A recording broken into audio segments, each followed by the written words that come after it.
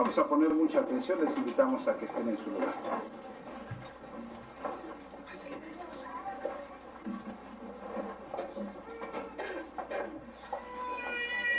Este electrizante mensaje, arrepiéntanse porque el reino de los cielos se ha acercado, se escuchó hace más de 1900 años en la región de Galilea y cerca del río Jordán.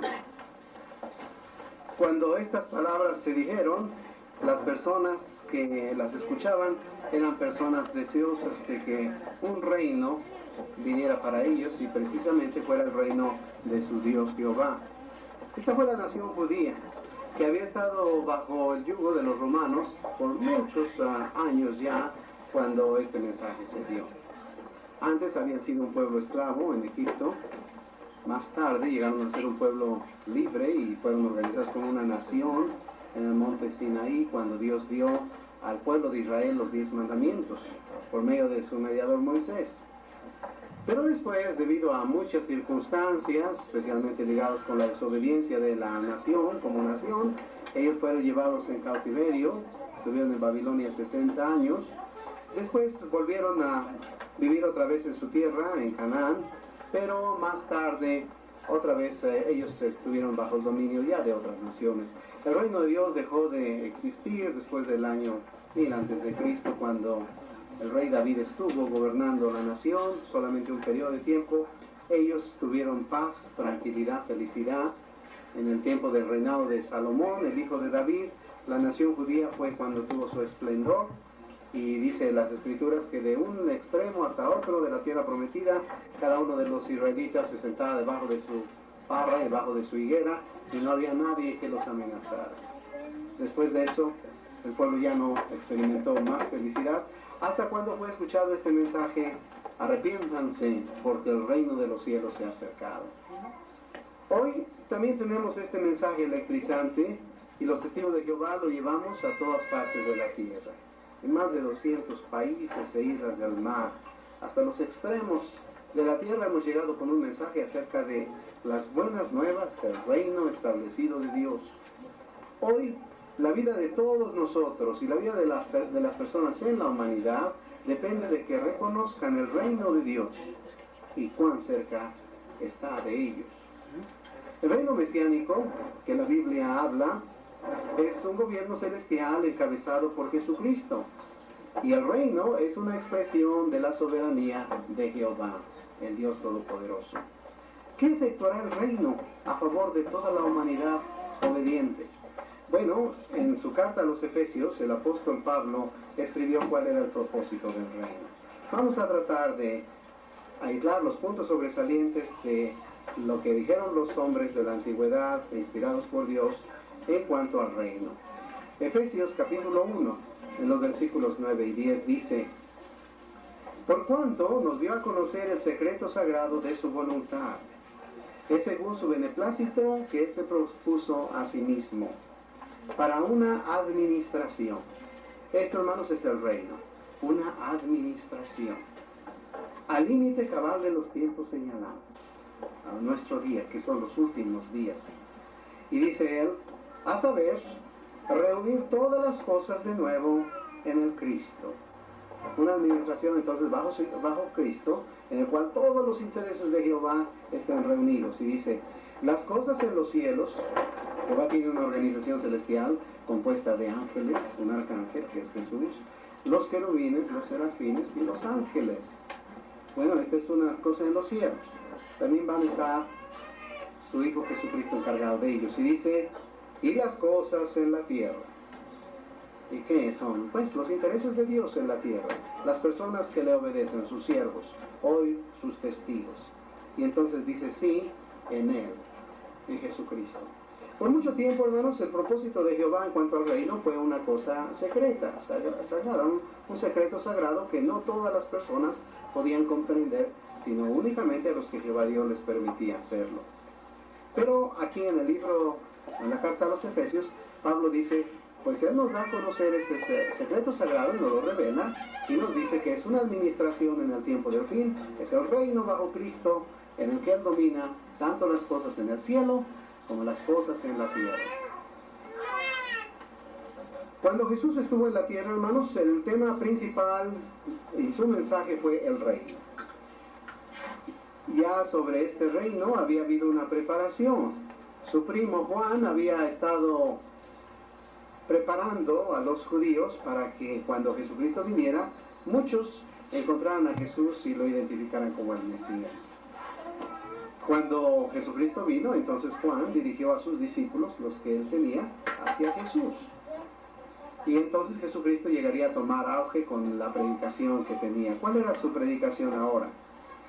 Lo que Juan había dicho a las personas era que se arrepintieran para el perdón de sus pecados que habían cometido respecto a la ley que Dios dio, los 10 mandamientos y las más de 900 principios de la ley que existían y que los judíos tenían que guardar.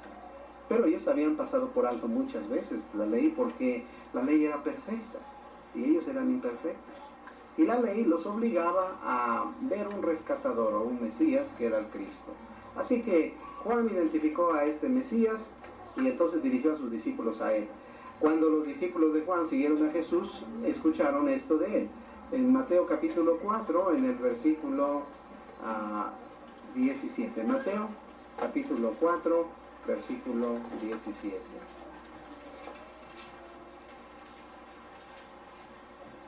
Y él, desde entonces, Jesús comenzó a predicar y a decir: arrepiéntanse, porque el reino de los cielos se ha acercado.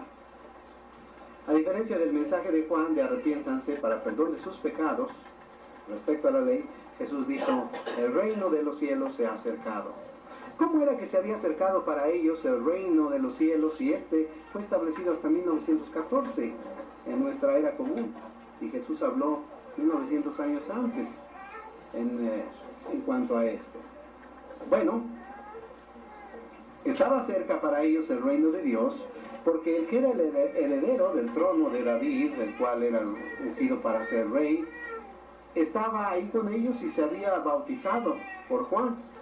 Según Lucas, en el capítulo 1, 32 y 33, Jesucristo vino a Juan, su primo, al Jordán, y fue bautizado. Vamos a buscar en nuestras escrituras Juan, capítulo 1, versículos 32 y 33.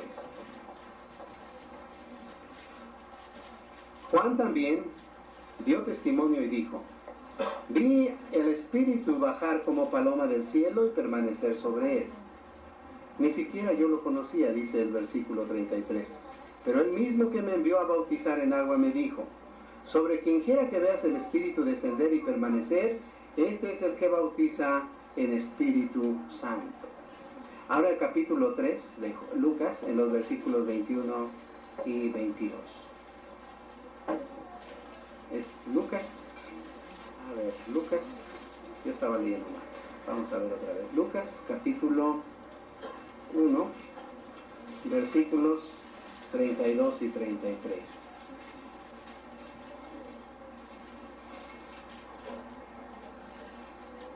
Ya lo tenemos. Dice esta parte de Lucas en el capítulo 1, versículos 32 y 33. Este será grande y será llamado Hijo del Altísimo. Y Jehová Dios le dará el trono de David su padre, y reinará sobre la casa de Jacob para siempre, y de su reino no habrá fin. Entonces, aquí se habla de Jesucristo como el que va a heredar un reino que no será como el de David, que fue un reino temporal, se terminó después con los siglos, pero este será un reino eterno. Ahora aquí mismo en Lucas vamos a buscar capítulo 3, en los versículos 21 y 22. Dice: ahora bien, cuando todo el pueblo se bautizó, Jesús también fue bautizado, y mientras oraba, el cielo se abrió, y el Espíritu Santo bajó sobre él en forma corporal como una paloma, y salió una voz del cielo: tú eres mi Hijo el amado, yo te he aprobado. Esta expresión, hermanos, cuando dice que el cielo se abrió, era respecto a Juan. El abrir del cielo quiere decir entender las cosas espirituales, ¿verdad? Cuando se abrió el cielo, entonces Juan entendió que este era el Mesías. Antes él era su primo, y sabía que era un hombre que no había cometido ningún daño, y sabía algo acerca de él, que había venido por el Espíritu de Dios, pero ahora se identificó cuando lo bautizó. Juan, no toda la gente, solo Juan oyó la voz de Dios, desde el cielo que dijo, este es mi Hijo, el amado, a quien yo he aprobado. Por eso Juan dice que él experimentó que los cielos se abrieron. Eso quiere decir un entendimiento de las cosas espirituales. Es como cuando nosotros sabemos por primera vez que Dios se llama Jehová. Entonces para nosotros se abrió, ¿verdad, hermanos? En nuestra mente estaba muchas ideas diferentes sobre Dios, pero cuando sabemos que Dios es Jehová y leemos en su palabra, es como si se nos abrieran los cielos y entendiéramos. Bueno, esto quiere decir que los cielos se abrieron para Juan. Él identificó a Jesús como el Mesías y entonces podía decir que él iba a ser el rey del reino de Dios, porque él conocía las profecías, como esta que había sido dado mucho tiempo antes.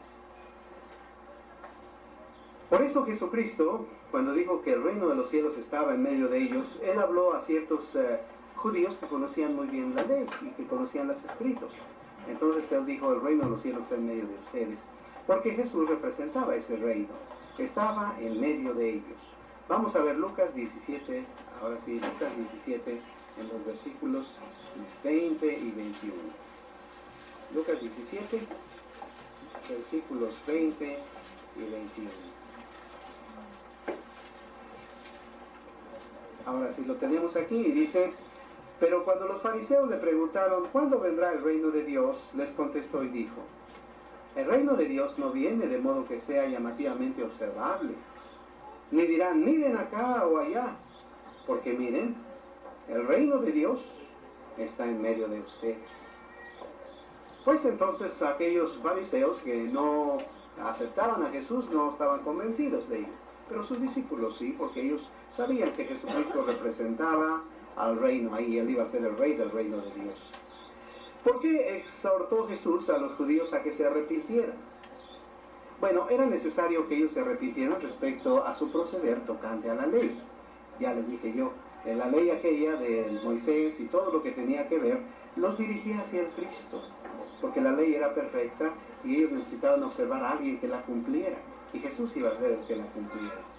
De manera que los judíos habían pecado respecto a esa ley y también respecto al reino, porque la ley dirigía hacia el reino. Era necesario que se arrepintieran respecto a su proceder tocante al reino. El apóstol Pedro explicó esto, hermanos, en 2 de Pedro, en el capítulo 3, en el versículo 9. Vamos a ver en nuestra Biblia, 2 de Pedro, capítulo 3, versículo 9.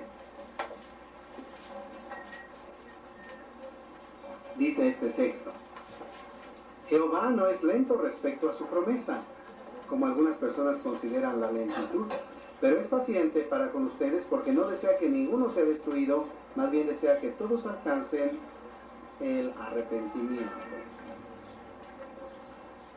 Los israelitas, los judíos que oyeron a Jesús, tenían que reconocer a Dios como su soberano por derecho y a su Hijo como el rey nombrado por él. En aquel tiempo, los judíos seguían más los principios de los fariseos y saduceos de su día. Hoy es necesario que las personas también se arrepientan de haber estado bajo la soberanía de Satanás y que le rindan lealtad completa al reino. Ciertamente, hermanos, cuando nosotros no conocíamos la verdad, entonces efectuábamos las cosas que en este mundo se hacen, y este mundo está gobernado por Satanás. Así que las prácticas de mala actitud hacia otros, la desobediencia a sus padres, la desobediencia a las leyes de los hombres, ¿verdad, hermanos?, a los gobernantes, es muy habitual. La gente no obedece estas cosas que Dios ha establecido para que se observen. Cuando conocemos la verdad, entonces, por primera vez, sabemos que debemos estar sujetos a muchas cosas. Por ejemplo, las esposas a sus esposos y los hijos hacia sus padres. Entonces, cuando llegan a ser parte de la organización, familias que antes eran familias desunidas o con muchos problemas, muchas controversias, aprenden a vivir pacíficamente. Se sujetan entonces a un arreglo bajo el reino de Dios que es diferente al mundo de Satanás. También le debíamos lealtad a otras cosas y no a Jehová. Había personas que trabajaban para los gobiernos y eran parte de las Fuerzas Armadas, por ejemplo, de un país, vestidos de Jehová y en toda la tierra. Y muchos de ellos fueron antes soldados en los ejércitos, fueron en los aviones donde mataban personas dirigiendo sus aviones, y después llegaron a ser testigos de Jehová y dejaron todo eso. Abandonaron ese proceder para ajustar su vida a los principios de Dios. Las lealtades que le debían ellos a ciertos gobernantes o a ciertas instituciones se cambiaron cuando sabían que tenían que dar su lealtad a Jehová y al rey. Entonces esta lealtad a ellos hace que nosotros nos arrepentamos de lo que antes habíamos hecho. Pero ¿tenemos razón para creer que ahora el reino está cerca? Sí, más que nunca. La razón es que Jesucristo dio unas profecías emocionantes que señalarían su regreso en funciones del reino. Y nosotros ya sabemos que Él ha entrado a gobernar en medio de sus enemigos desde el año 1914. ¿Qué acontecimientos han conducido a la gobernación completa del reino mesiánico de Dios sobre la tierra? Bueno, vamos a examinar esto. En primer lugar, diremos que Jesucristo recibió un reino espiritual cuando fue resucitado. ¿Cuándo fue esto? Bueno, Cristo recibió primero un reino espiritual. Colosenses 1, versículos 13 y 14, nos dice estas palabras. Vamos a buscar Colosenses, capítulo número 1, versículos 13 y 14. Él nos libró de la autoridad de la oscuridad y nos transfirió al reino del Hijo de su amor, por medio de quien tenemos nuestra liberación por rescate, el perdón de nuestros pecados.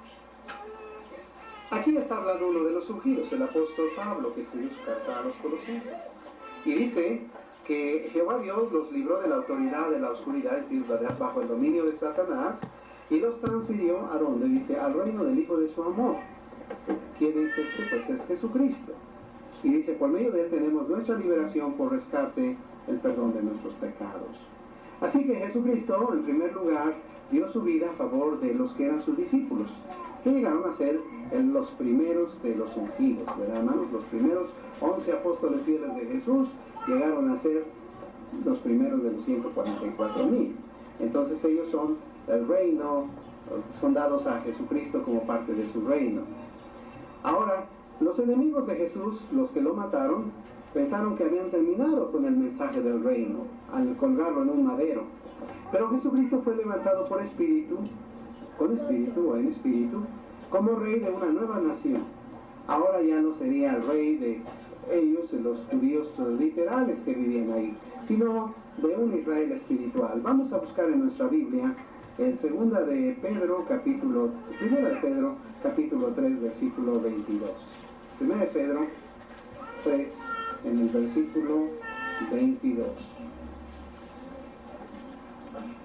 Este texto dice, hermanos, Él está a la diestra de Dios, porque siguió su camino al cielo, y ángeles y autoridades y poderes fueron sujetados a Él.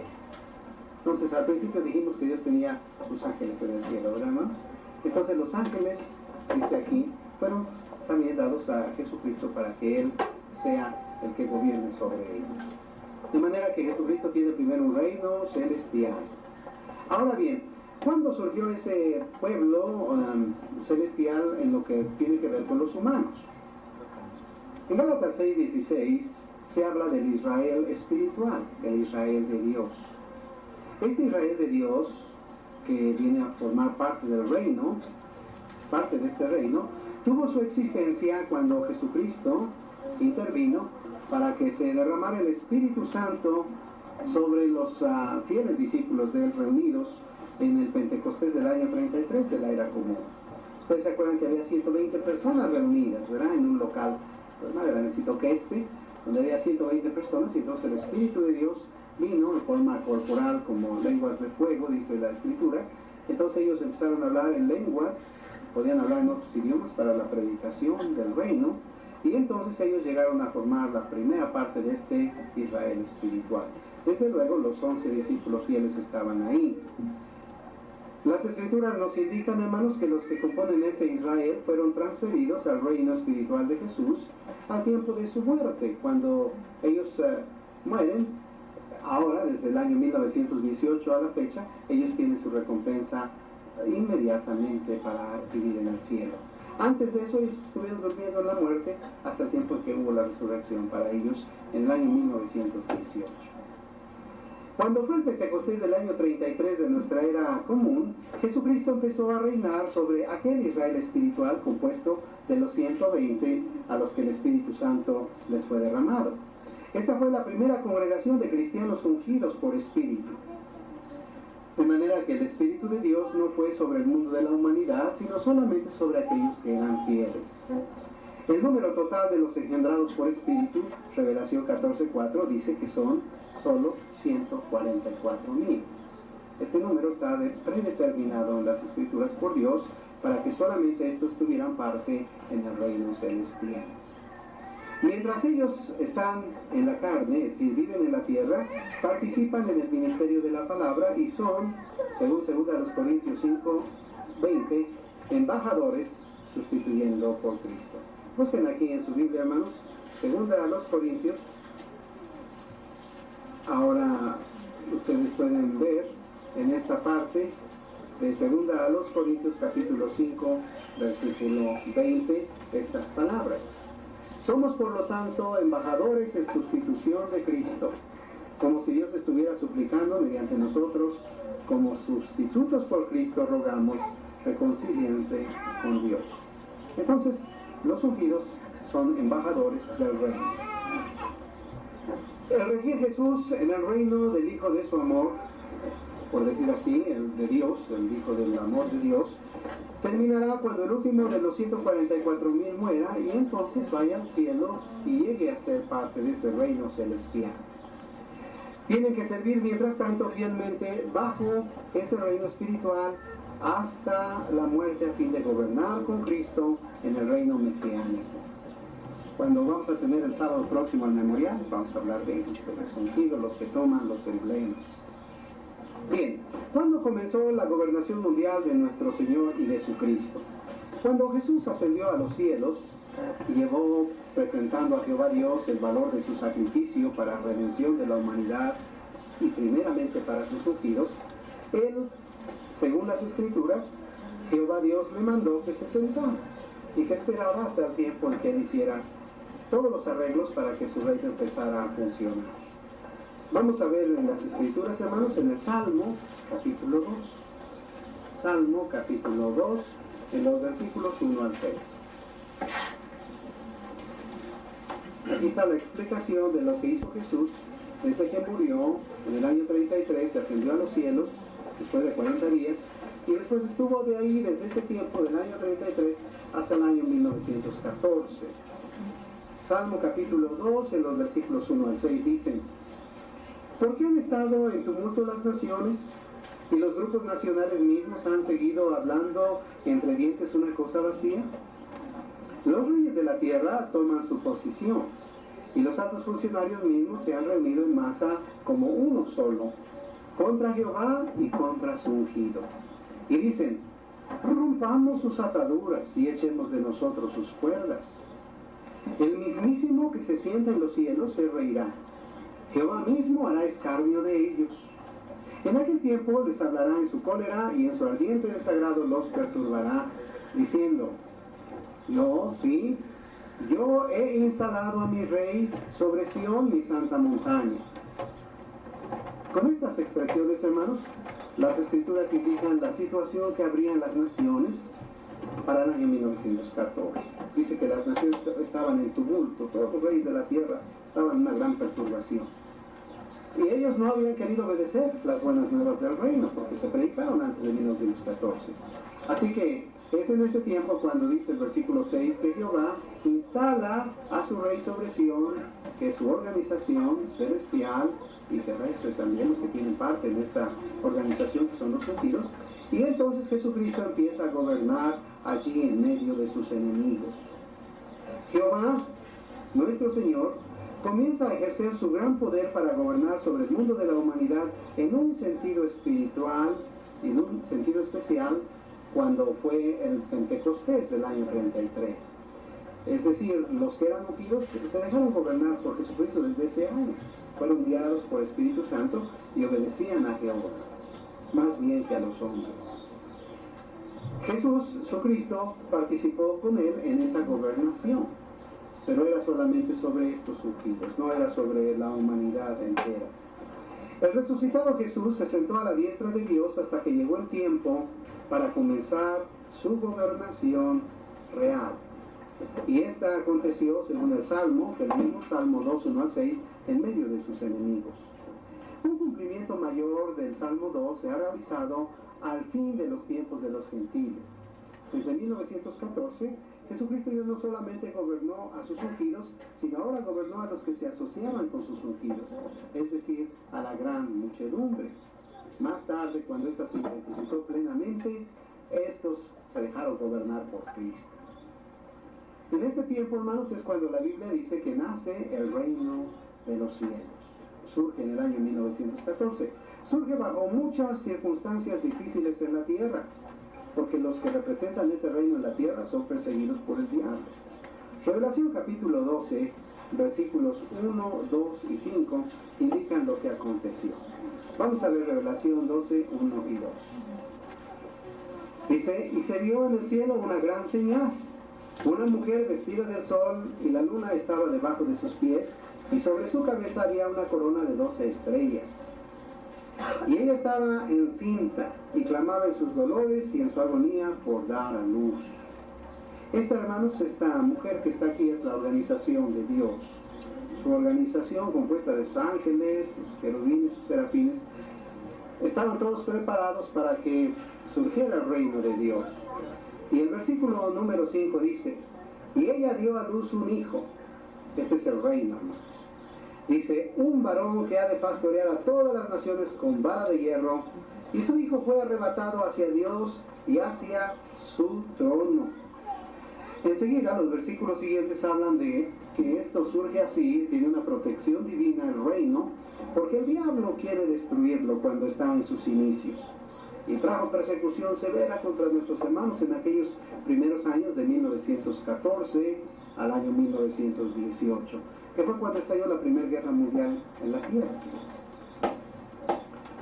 Lo que la apoya, la gobernación del reino, significa para sus opositores y para sus apoyadores lo que esta gobernación ha significado para ellos. Examinémoslo.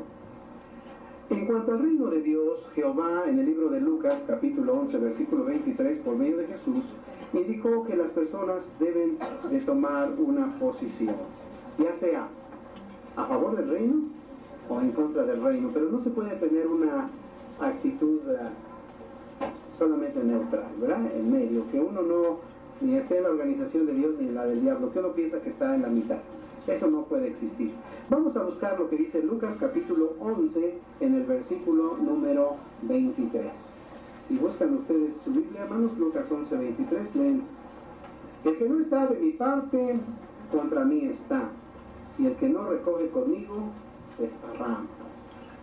Jesucristo entonces no dio ninguna oportunidad de que alguien estuviera en las dos posiciones, o que no tratara de inmiscuirse en ninguna de ellas, ¿verdad? Es la actitud a veces que adoptan algunos esposos de algunas de ustedes, las hermanas cristianas, ¿verdad? Que ellos no están en contra de la verdad, pero no están a favor de ella, ¿verdad? Hay personas que nos admiran, y muchas personas en el mundo admiran a los testigos de Jehová y hablan bien de nosotros, de los periódicos. A veces dicen que somos personas honradas, decentes, que somos personas, los mejores ciudadanos.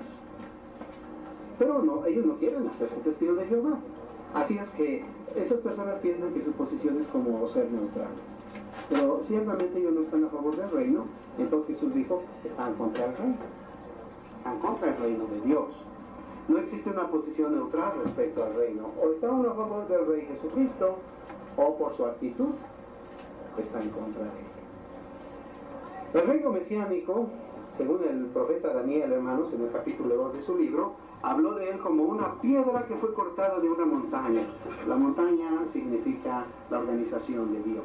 Entonces, el reino de Dios es parte de esta montaña de Dios y simboliza la soberanía universal de Jehová, la montaña de la cual el reino viene. Y dice Daniel 2, el versículo 34-35 y después en el versículo 44, que este gobierno de Dios, este reino, destruirá y pondrá fin a todos los reinos de la tierra en tanto que Él mismo permanece para siempre.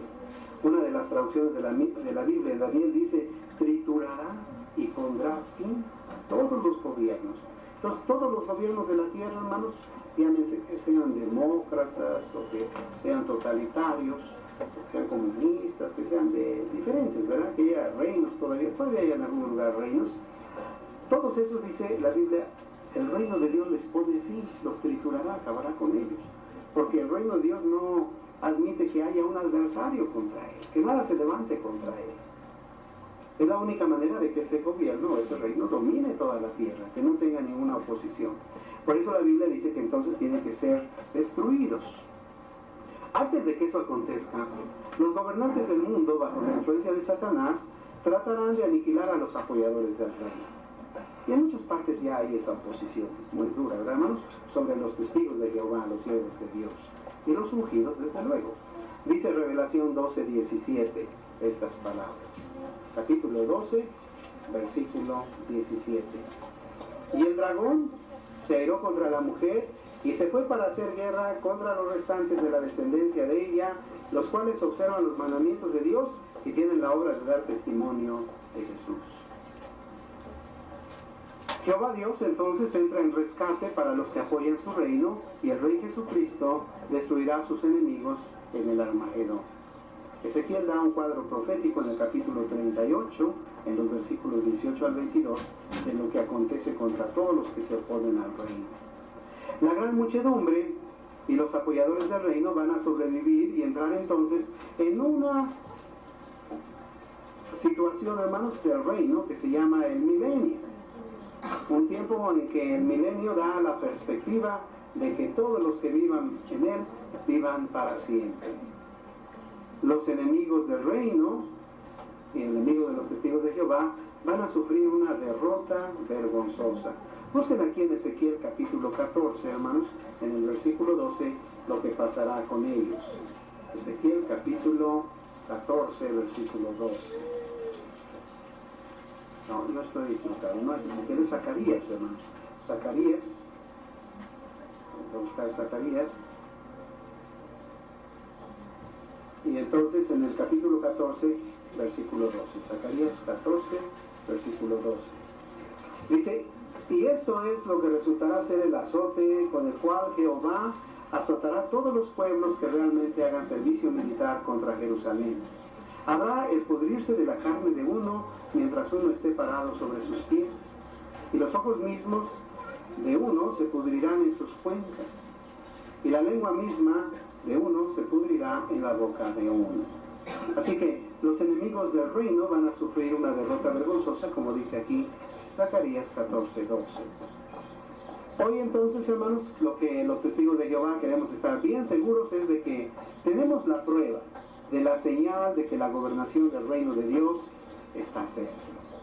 Los acontecimientos actuales muestran que Cristo está presente en el poder de su reino, y por eso el fin del regir de Satanás es inminente. Los discípulos de Jesús le preguntaron, según el libro de Mateo 24:3, cuál sería la señal de su presencia y de la conclusión del sistema de cosas. ¿Se acuerdan ahí en esa porción de Mateo? Dice que cuando estaba sentado, ¿verdad?, en un monte y que tenía la vista a Jerusalén, sus discípulos se acercaron a él, dice, reservadamente, y le dijeron, Señor, dinos, ¿cuándo van a ser todas estas cosas? ¿Y cuál será la señal de tu presencia? Y entonces la conclusión del sistema de cosas. Más bien que señalarles Jesús una fecha precisa, les dio cuál sería la señal. Era una señal compuesta de unas 39 evidencias, 39 acontecimientos, que juntos, todos en una misma vez, formarían la señal de su presencia. Y esa se encuentra en Mateo 24, en los versículos 7 y el versículo 34. Vamos a ver Mateo 24, 7. Mateo capítulo 24, en el versículo 7. Este texto dice así: porque se levantará nación contra nación y reino contra reino, y habrá escasez de alimento y terremotos en un lugar tras otro.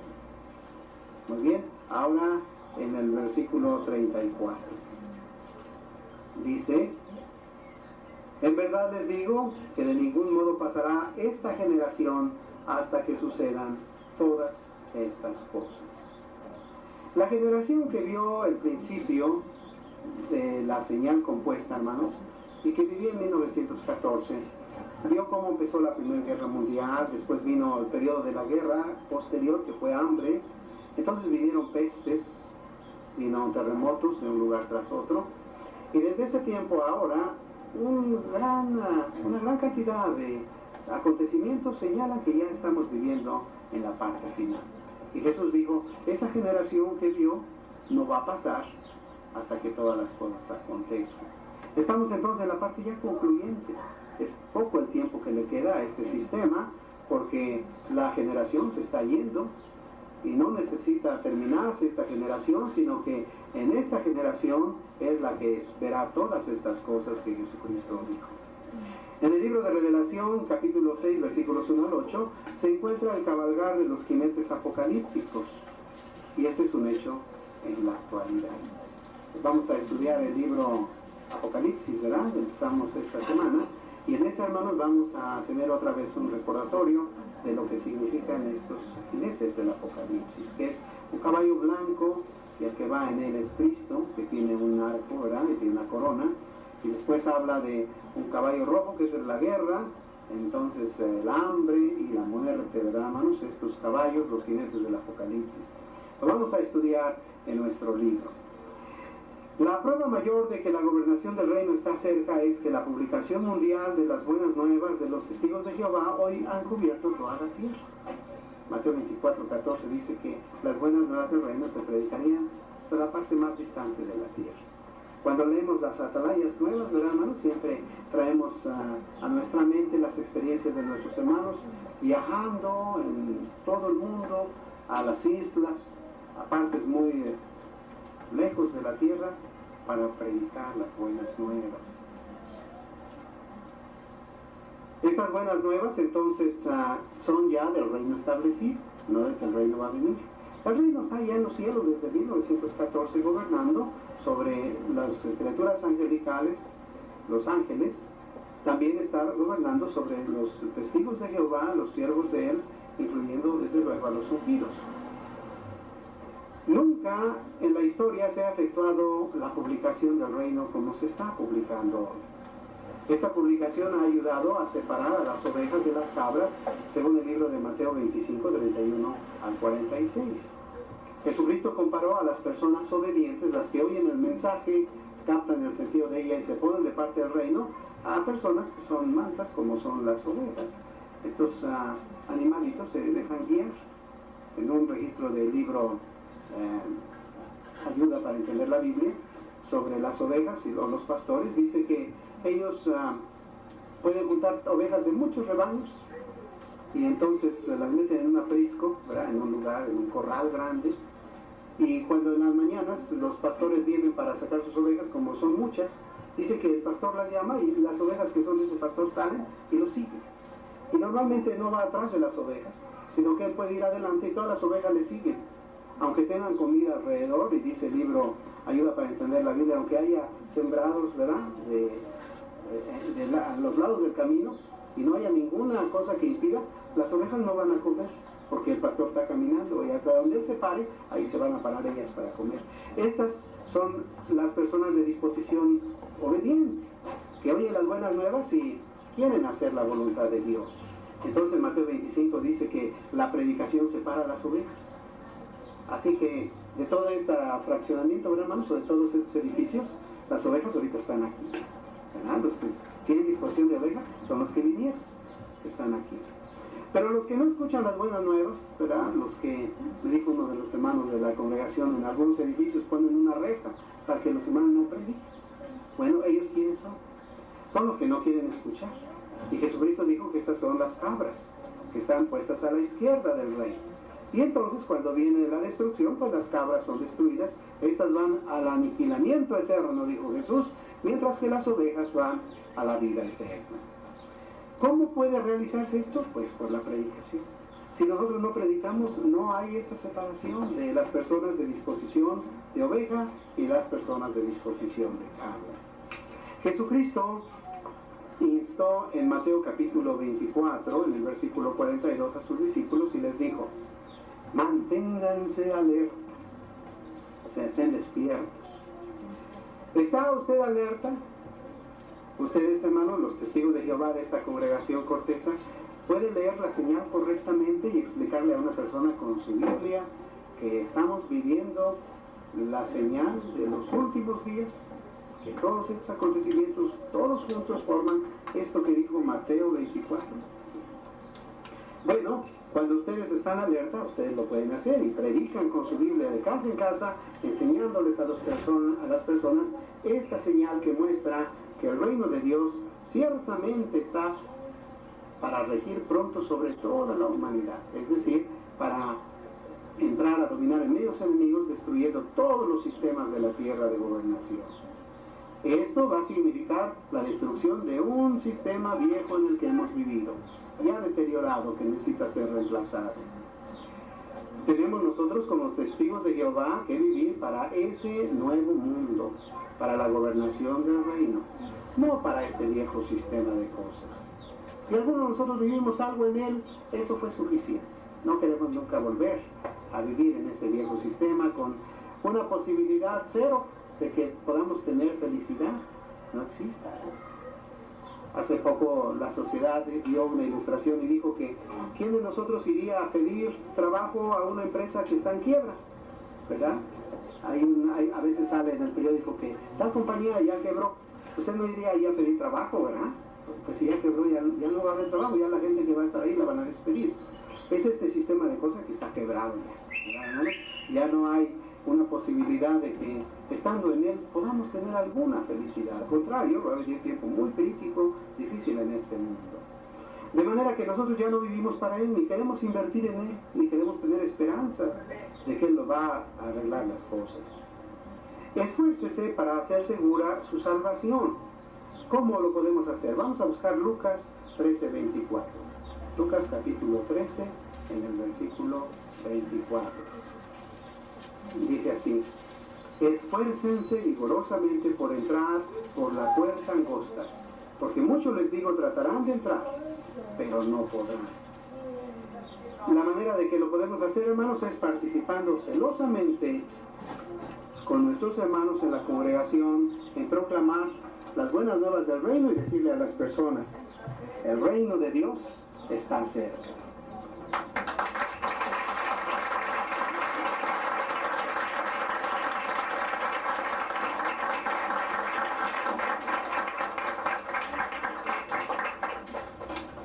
Y le agradecemos a Jehová que nos permite tener esta información, estar alerta y estar listos para disfrutar de las bendiciones de este reino. Apreciamos mucho, hermano Gama, que nos haya dado esta información, le damos las gracias. Usted asiste a una congregación especial, la Congregación Poniente de Chiconcuac, así es que nosotros queremos, además de la familia Betel, queremos enviar saludos también a su congregación, hermano, de los 132 que nos hemos reunido hoy. Ahí, sí, está bien.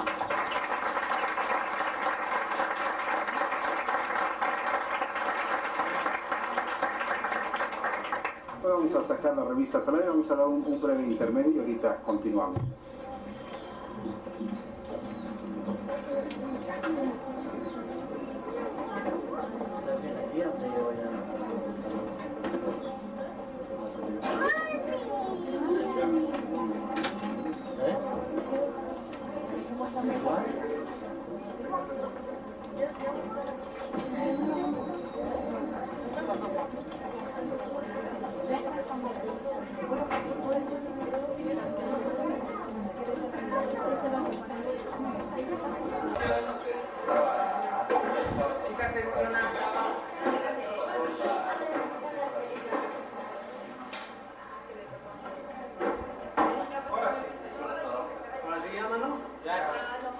Hasta que quieras. A ver, vamos a platicarles algo de experiencias, ¿verdad? Yo les voy a platicar algo acerca de cuando mis padres conocieron la verdad. Ellos conocieron la verdad en 1949, en la Ciudad de México. Había nada más en aquellos años unas 4 lugares donde se reunían los hermanos. Y un día, un domingo, yo era un pequeñito, tenía unos 6 años, 7 años, y llegó un precursor especial de casa a casa. Y entonces le predicó a mi papá.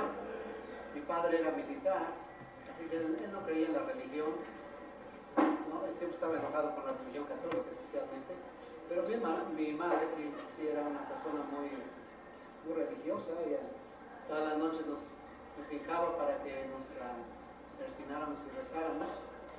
Así que cuando el hermano vino a predicar traía un fonógrafo. Y entonces en el patio de la casa mi papá tenía madera y él era carpintero los domingos. Él le gustaba hacer sillas y mesas para la casa. Así que pasó al hermano precursor con su fonógrafo y lo puso ahí en la mesa. Entonces puso un disco sobre Babilonia. Se llamaba el tema de la conferencia en el fonógrafo, el disco era Descubierto. Entonces las palabras con que empieza ese disco es: la religión es un lazo y un estado. La jerarquía católica ha tenido en ignorancia a las personas, con las enseñanzas, con la habilidad, todo el gobierno. Imagínense un mensaje muy fuerte, ¿no? Si eso fuéramos de casa en casa, la gente nos apedrearía, ¿no? Las manos apedreaban también. Pero cuando puso ese disco, entonces mi papá le dijo al hermano: espere un momento. Entonces a mi esposa y dijo: oye, mi mamá. Y le dijo: ven y escucha. Entonces el hermano otra vez volvió a poner el disco. Y todo lo que yo a mi mamá le impactó, pues ella era católico. Y entonces el hermano traía su Biblia y después de que oyó uno de los discos, dijo que aquí estaba la Biblia y que iba a probarle lo que decía la conferencia. Mi mamá tenía una Biblia, ¿no? Tenía un Nuevo Testamento pequeño. Así que ella dijo: bueno, déjenme traer mi Biblia. Fue allá a la casa, trajo su Nuevo Testamento y entonces el hermano empezó a citarle algunos textos y a leerlos en su pequeña Biblia. Y desde ese día mi mamá aceptó la verdad. Aunque ella era muy católica, ella supo que esta era la verdad, que lo que había creído por muchos años no era la verdad. Y le colocó muchos libros el hermano. Un libro que se llamaba El reino se ha acercado, un libro café. Otro libro que se llamaba La verdad os hará libres. Y otro libro que se llamaba El nuevo mundo. Así que le colocó estos libros, le dejó unas atalayas. Y mi mamá esa noche, yo me acuerdo que en la noche empezó a leer, y desde esa noche ya no nos persignamos, nada más rezamos el Padre Nuestro, y mi mamá nos hincaba en la cama, ¿verdad? Abajo de la cama, y teníamos todos que rezar el Padre Nuestro, y ella decía que debíamos rezar el Padre Nuestro, pero ya no nos antiguamos ni nada, ya cada quien se acostó en su cama. Y yo me acuerdo que el martes próximo, eso fue un día domingo. El martes regresó el hermano, inmediatamente con todas las personas a quienes le había colocado los libros, y fuimos a una casa y ahí empezó un estudio con varias familias. De esas familias, casi todas las familias todavía están en la verdad. Y yo era un pequeñito cuando fui al estudio del libro, y ahí fue el estudio del libro hasta que me hice grande, pero el asunto fue que mi mamá nos enseñó la verdad. Mi papá nunca aceptó la verdad, pero mi madre sí la aceptó, y salimos al campo desde muy pequeños, todos mis hermanos y yo, a ir de casa en casa. Cuando tuve 8 años, entonces en la congregación, los hermanos nos dijeron quiénes íbamos a ser publicadores. Pues que ya salíamos al campo, yo salía al campo, sí. Así que levantaron la mano los que querían ser publicadores. Y éramos varios niños, varios pequeños. Teníamos unos 8 años cuando el siervo de la compañía en aquellos años nos juntó, nuestro siervo auxiliar se llamaba, y entonces nos hizo algunas preguntas. Y el que atinaba las preguntas, ese le podían hacer su tarjeta de publicador.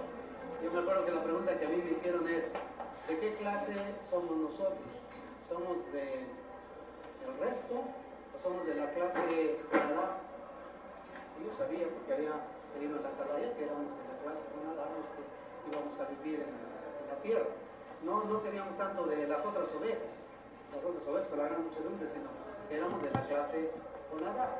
Así que yo contesté, somos de la clase Conadá. Muy bien, entonces a Roberto le vamos a hacer su tarjeta. A otro niño le preguntaron otra cosa, ¿dónde está la palabra Armagedón en la Biblia? Pues no supo. Y el otro, a ver, ¿dónde está? Pues en Revelación o Apocalipsis 16, 16. Ok, ya le hacemos tarjeta. Y de como 6 niños, nada más a 4 les hicieron tarjeta. Los 4 que nos hicieron tarjeta, unos publicadores celosos. Uno de ellos fue con el tiempo siervo de circuito, profesor especial. Otro hermano de ahí, pues anciano hasta la fecha. Yo que he tenido el privilegio de estar en Betel, ser profesor especial, siervo de circuito y muchos años estar en Betel. Estaba platicando hace rato con una hermana de que era pequeño cuando fui publicador a los 8 años y cuando tenía unos 11 años ya no tenía ni papá ni mamá, yo fui huérfano y me crié con mis hermanos, todos en la verdad porque nos habían enseñado la verdad. Y era muy difícil para nosotros porque no tuvimos la ayuda. En aquellos años no había muchos arreglos que hay hoy en la organización, con muchos ancianos en la congregación, nada más había uno siervo de compañía, un siervo de estudios, un siervo auxiliar. Pero los hermanos, en lo que ellos podían, veían algo por los hermanos huérfanos, en este caso como la familia mía.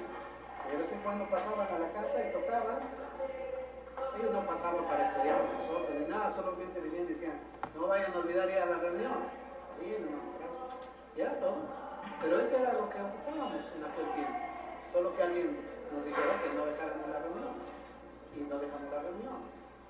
Y entonces con el tiempo, siguiendo en la organización como publicador, los hermanos viajantes, los superintendentes de circuito que nos visitaban en aquellos tiempos, encontraban en la congregación muchos niños, como hoy también encontramos, muchos pequeños.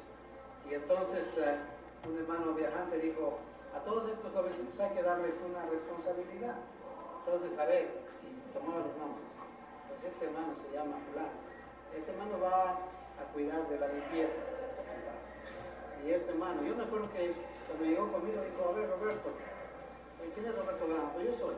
Pues usted se va a encargar de las sillas, poner todas las sillas parejitas cuando va a empezar la reunión 20 minutos antes y ver que las cortinas estén arregladas y que haya papel en el baño. Esa es su asignación. Y entonces escribió a máquina y puso ahí en una lista cada uno de los nombres de nosotros y adelante decía su asignación. Y eso nos ayudó mucho. Como joven yo sé que eso me hizo ser parte de la congregación. Y me preocupó por llegar 20 minutos antes o 25 y a veces ayudar al aseo porque había unos hermanitos que teníamos el aseo asignados. Y cuando acababan poner todas las sillas parejas, ver que las cortinas estuvieran arregladas y ver que había papel en el sanitario. Y yo sentía que esa era una gran responsabilidad, pero que yo era parte de la congregación. Y así cada uno de aquellos jóvenes tuvo una asignación en el salón del reino y yo creo que eso ayudó mucho. Después, cuando yo fui precursor, yo hice lo mismo. Cuando yo estaba en una congregación, a los pequeños les asigné cosas que hacer. Y más tarde la sociedad me invitó para ser superintendente del circuito. Entonces, siempre donde yo fui, me gustó platicar con los jóvenes. El hermano García, yo lo conocí muy jovencito, a la hermana de García también, porque yo le visité como superintendente del circuito. Y me reuní con ellos, salí al campo con ellos. Con el hermano García hasta fuimos a cenar juntos. Yo me puedo acordar hasta del lugar en lo que comimos. Cuando nos invitó él con otros hermanos jóvenes en la congregación Roma, ¿verdad? Hermano Sánchez, Héctor Sánchez. Armando Ávila, que está de superintendente de distrito ahora. Hermano Ávila también, que en ese tiempo. En fin, hermanos, nuestra vida ha sido una vida de mucha actividad. Yo empecé de precursor cuando tenía 18 años, ahora tengo 49 años, tengo cerca de 30 años ya de tiempo acabado y siento como fue ayer, como si hubiera sido ayer que emprendí el servicio. En el trabajo de precursor especial uno tiene muchas experiencias de personas que uno encuentra en el campo y les ayuda en la verdad a entrar a la organización. Y ese es un gozo que no se puede comparar con ningún otro, el ayudar a alguien a entrar en el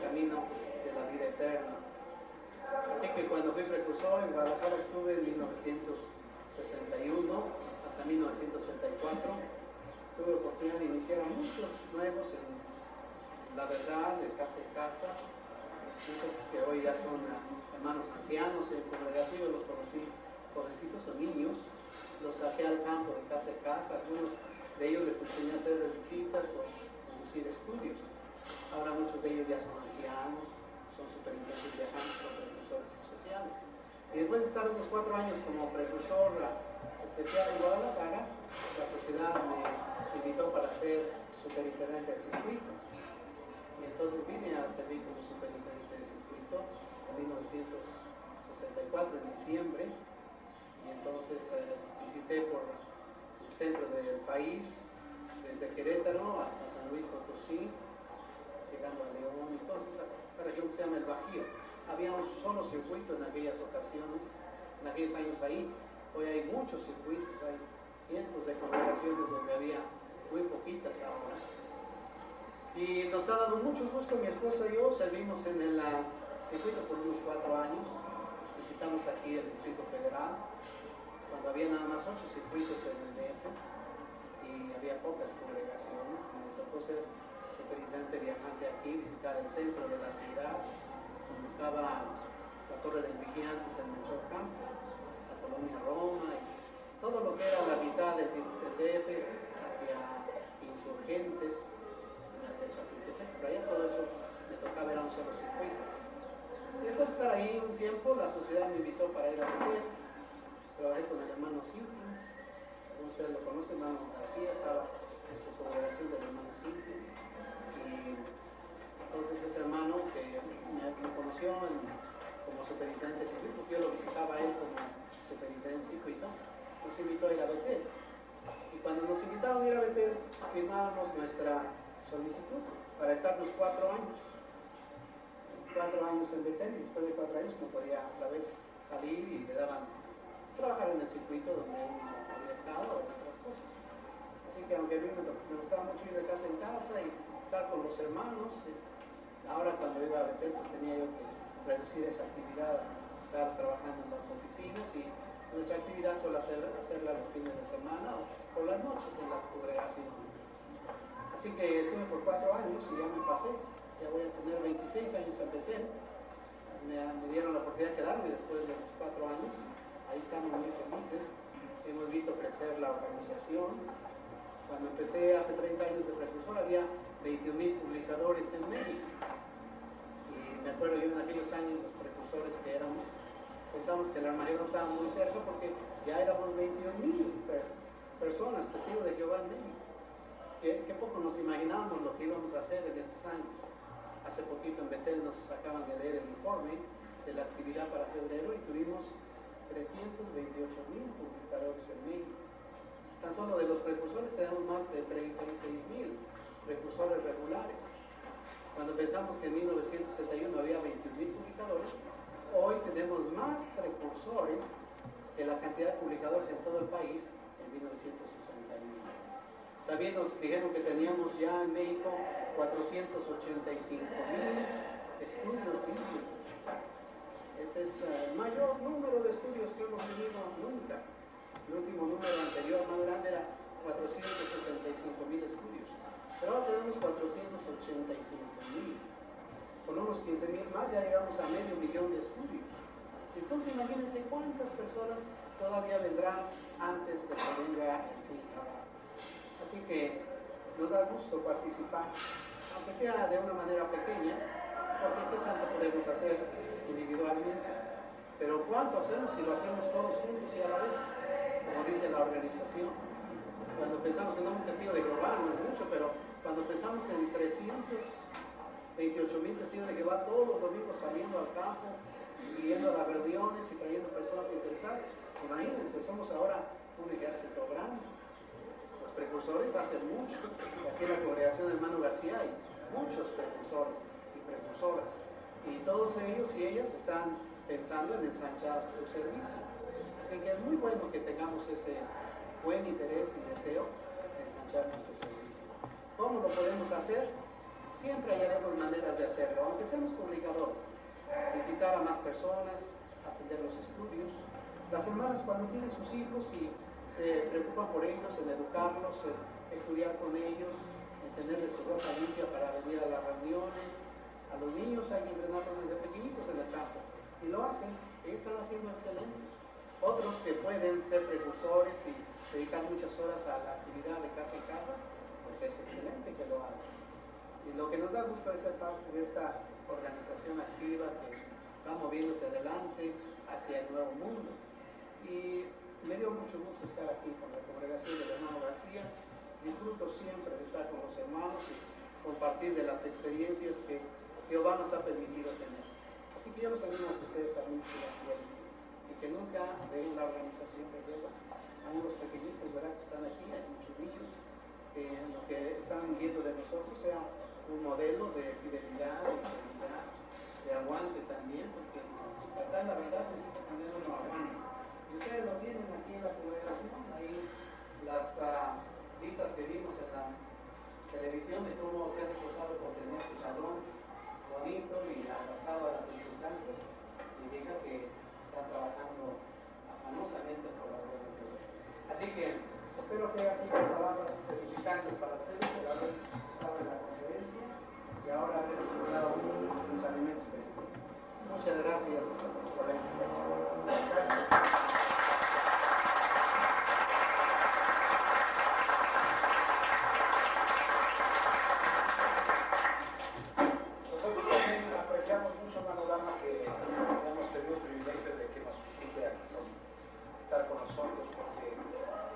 Personalmente, como usted comentó, lo conozco ya desde mucho tiempo atrás. Y si recuerdo esa experiencia cuando en ese tiempo ya el hermano Sirkis no estaba en la congregación, se había quedado encargado el hermano César Sánchez, y entonces usted y el hermano Sánchez se sentaron conmigo. Yo era muy jovencito y entonces me dijeron que yo me iba a encargar de conducir un estudio del libro de congregación. Entonces dije, pues yo apenas estoy empezando, ¿cómo es posible? Entonces usted me animó mucho, me dijo que siempre estuviera yo dispuesto a aceptar una responsabilidad, a trabajar, que sí es cierto que aunque estaba yo apenas joven, estaba empezando, pero que tenía yo un buen punto de vista de lo que era la organización y que debería de trabajar, y empecé desde entonces. Y gracias a Jehová, pues aquí estamos juntos con todos los hermanos, y pasan años y lo bonito es que sigamos dentro de la organización, y es mejor que podemos nosotros hacer que pase lo que pase, estemos firmes dentro de la organización. Eso nos estimula, por eso ver hermanos por mucho tiempo atrás que nos sigamos encontrando aquí adentro. Gracias, hermano.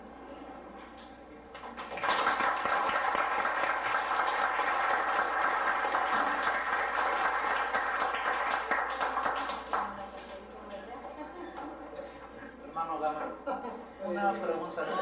¿Usted es de aquí del distrito? Sí, yo soy del DF, hermano, por Peralvillo, por ahí. Es que no le escuché cuando empezó. ¿De dónde es? Sí, empezamos en la congregación que estaba cerca de Betel, en la calle de Artes, donde está Teléfonos de México hoy.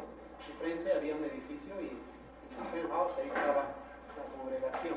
Después en Green 40, donde tuvimos el salón por muchísimos años, en Peralvillo. Más tarde en Vallejo, cerca de donde yo vivía, hubo una congregación en la calle 5, todavía existe el salón. El hermano Fred Anderson era siervo de compañía ahí, el hermano Lozano también. Con el tiempo ya los salones se fueron yendo hasta en la casa donde yo vivo y donde la casa de ustedes, hay 2 cuadras, ahí tuvimos el salón.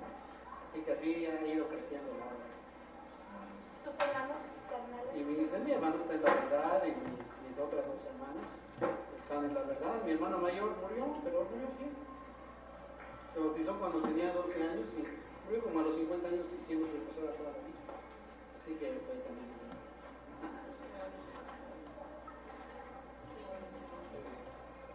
¿Preguntas?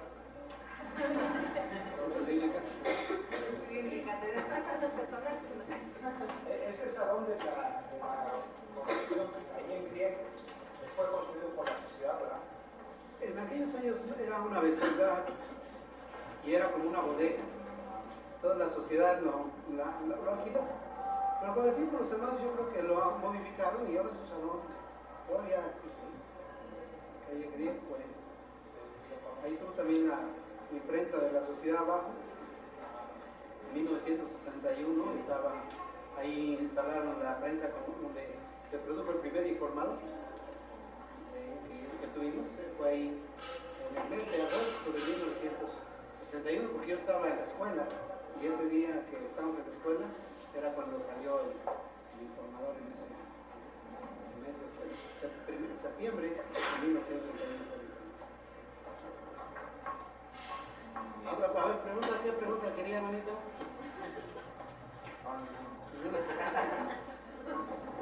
A ver, una experiencia que haya sido muy importante para usted, que le haya ayudado mucho a ser fiel, a aguantar, a trabajar dentro de la organización.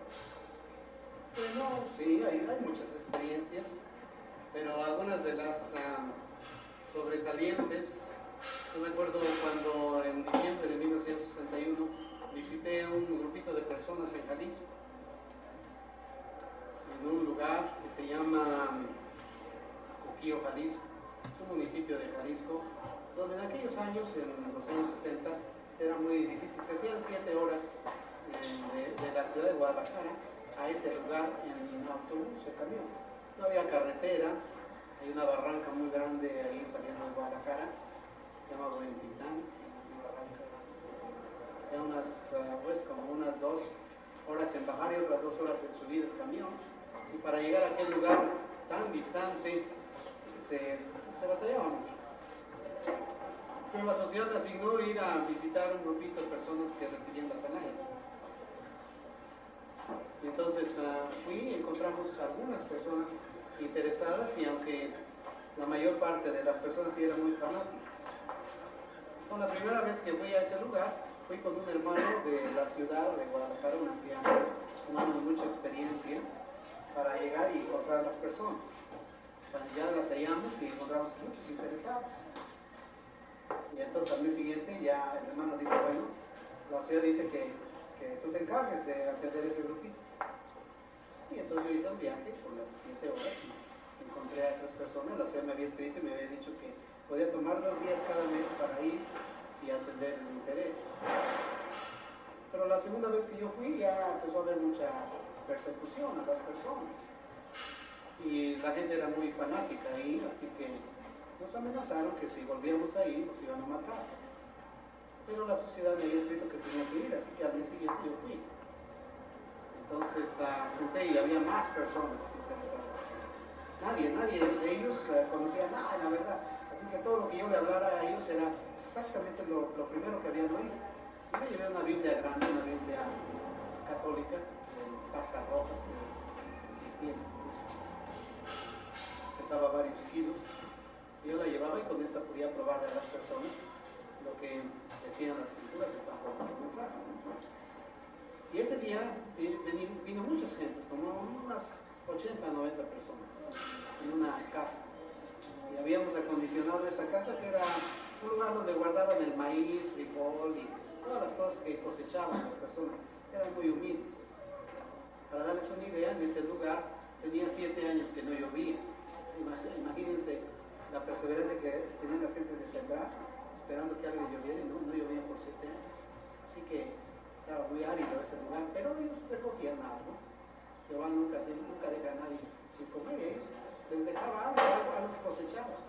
Y en ese lugar era ellos le llaman como una troje, pero pura, arriba tenía su techo de palma, de zacate, y lodo mezclado, todo bastante grande, unos 15 metros, unos 6 metros.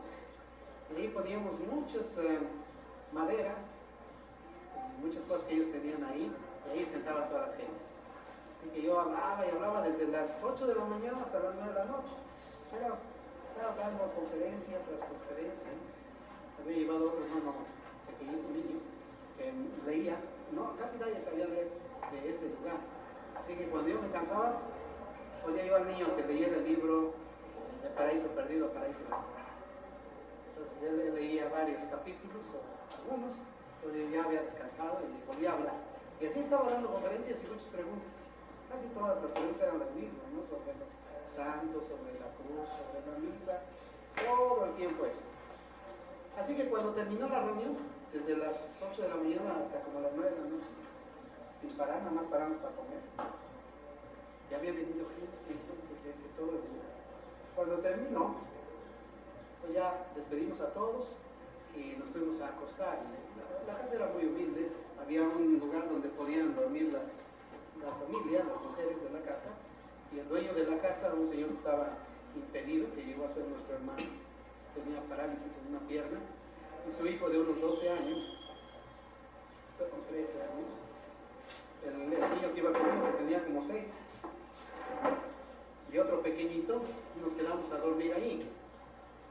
Hacía frío en el mes de diciembre, hace mucho frío, en Jalisco, en esa región.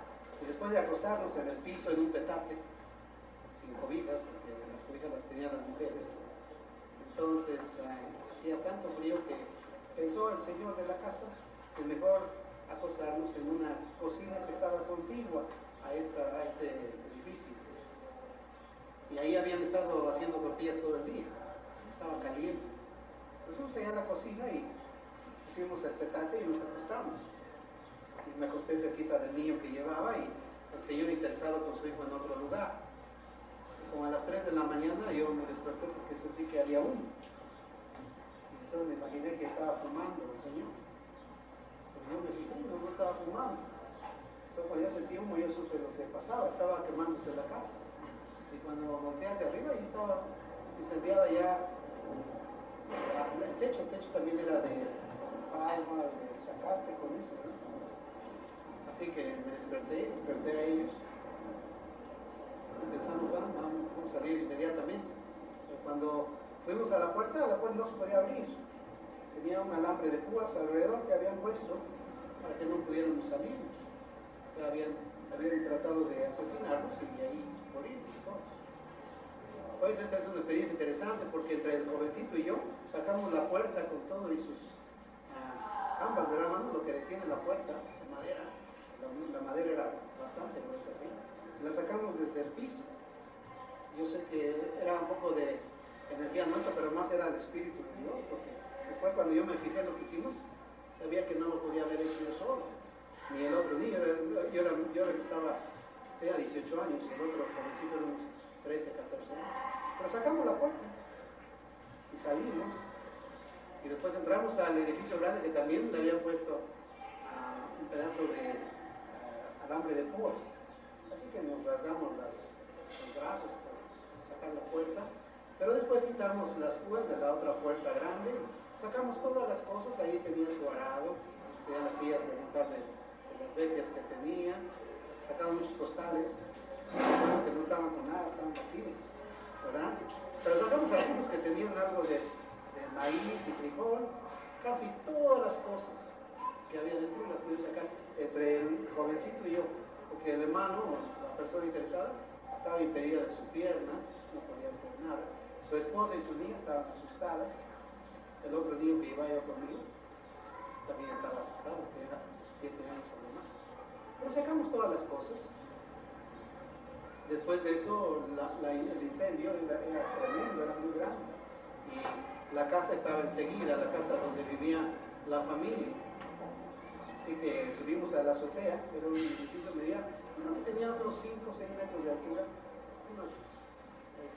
muy altas las paredes ahí. Y entonces el jovencito, muy bueno, llevó un hacha y cortó, ellos le llaman morillo, pero es una madera de este grueso, ¿verdad? Varias pulgadas, es como un árbol, ¿verdad? Que juntaba la casa, toda la casa, incluyendo ese lugar donde se guardaban las cosas, con la demás casa donde vivía la familia. Así que con un hacha él fue y cortó este morillo. Y los hermanos trajeron agua. El agua que tenían estaba muy lenta y era como lodo, porque no había agua. Era casi lodo. Entonces ellos trajeron cubetas y me las daban a mí. Yo no sabía cortar con nada, pero el jovencito sí cortó este morillo y el edificio se cayó. Todo aquello se cayó. También me caí porque se cayó, todo eso era de adobe y me quebré un pie. Y estaban muy asustados de lo que me había pasado, pero yo estaba más asustado de lo que le había pasado a ellos.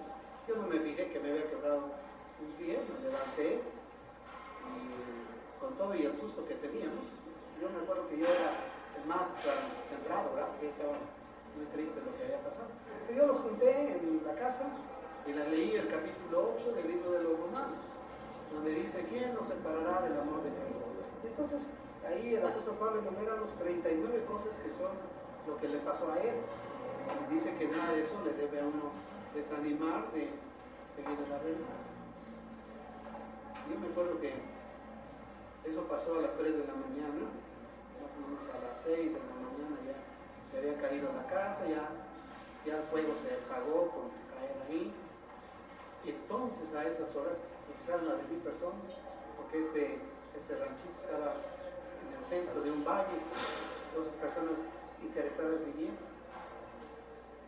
Entonces ellos ya nos dijeron qué había pasado, que el sacerdote había dicho a algunos muchachos, ¿verdad?, que tenían que matarnos. Y una buena cosa era pues quemarnos vivos, ¿verdad? Era bastante bueno para ellos. Entonces ellos les había dado vino, les había dado bacardí, me acuerdo en aquellos años, porque encontramos las jarras de alcohol que habían tomado los muchachos que hizo en la casa. Pero el hermano decía que esta es una experiencia interesante porque todas las familias, la familia que estaba ahí, a la que yo le leí esto, que era dueño de la casa, todos se hicieron testigos. Todos los demás que supieron de lo que nos habían hecho, más bien que hacerse cobardes, se hicieron valientes, y los que estaban débiles se decidieron por la verdad. Cuando yo me vine, 80 de aquellas personas, más o menos, habían llegado a aceptar la verdad, y muchos se bautizaron.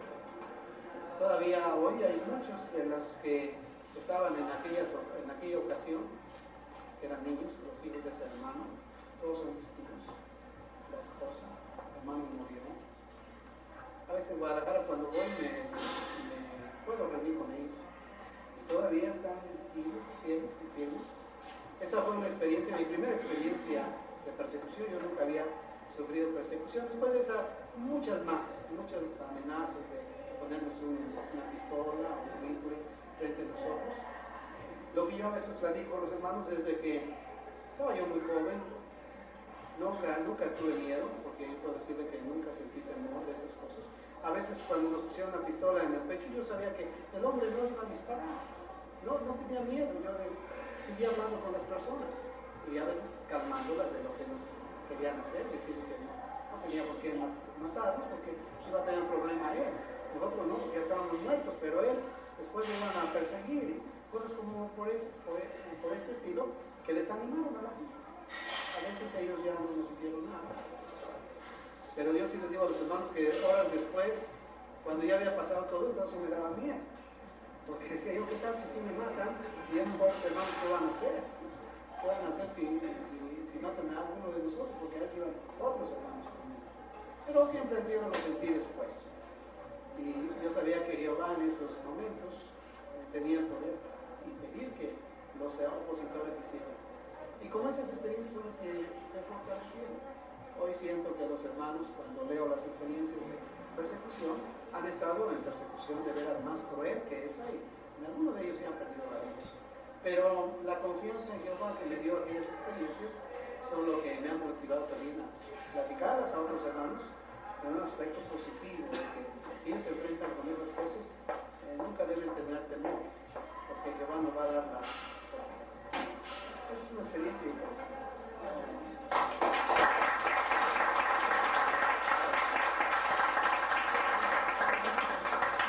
Ahora sí, nosotros nos tenemos que despedir porque estamos para arreglar nuestro salón para memoria. Y tuvimos gusto de estar aquí, hermanos. Entonces, muchas gracias, hermano García, otra vez, y a todos por darnos la oportunidad de compartir las experiencias.